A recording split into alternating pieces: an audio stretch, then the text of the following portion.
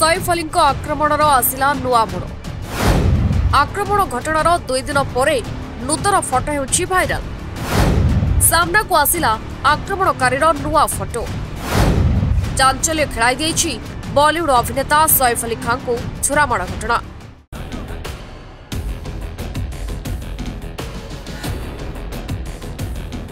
छुरामाड़र आक्रमण होइतिबा बॉलीवुड अभिनेता सैफ अली खान को करितिबा आक्रमणकारीर नूतन फटो सामना को आनिला पुलिस।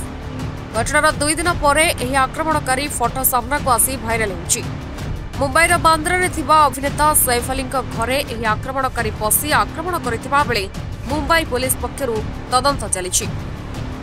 मिलिथिबा सीसीटीवी फुटेजरु जणा पडुछि जे एही नूतन फटोर आक्रमणकारी पिंधिछि नुआ सार्ट पैंट। आक्रमणकारी को पूर्व फटोरे भिन्न पोशाक देखा मिलता। आक्रमणकारी पूर्व फटोरे से अभिनेता को आक्रमण करने राति पिंधि कला टी सार्ट परिवर्तन कर नील सार्ट पिंधि देखा। ए समय नूतन फटोरे आक्रमणकारी को हलदिया टी सार्ट पिंधि देखा।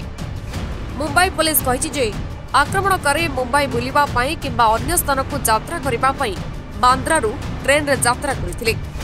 संदिग्ध व्यक्ति को खोजापी विभिन्न पुलिस दल सहर विभिन्न rail station CCTV footage scan कर मुंबई पुलिस आक्रमणकारी को धरने 35 दल गठन कर। सूचनायोग्य जे से दिन राति आक्रमणकारी जनक सैफ सान पुओ जोहन शयन कक्ष में प्रवेश करता। घर सहायक पार्टी करने पर सैफ हस्तक्षेप करते शरीर में 6टी छुरामाड़ होता। 54 वर्षीय अभिनेता को तुरंत लीलावती हॉस्पिटल को पठाई जो छुरी बाहर करने सहित अस्त्रोपचार कर से सुस्थ अच्छा। गुरुवार भोर समय बॉलीवुड अभिनेता सैफ अली खान उपर आक्रमण होता।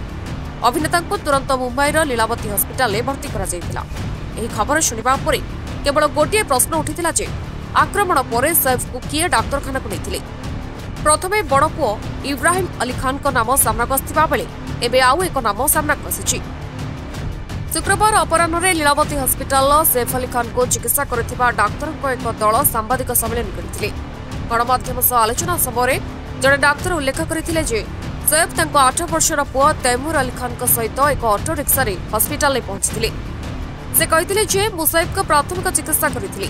डाक्तरखाना को आसबा बेले तांको शरीर रक्त रे भिज जाइतिला। हेले से सिंह भावरे डाक्तरखाना को आस्थिले।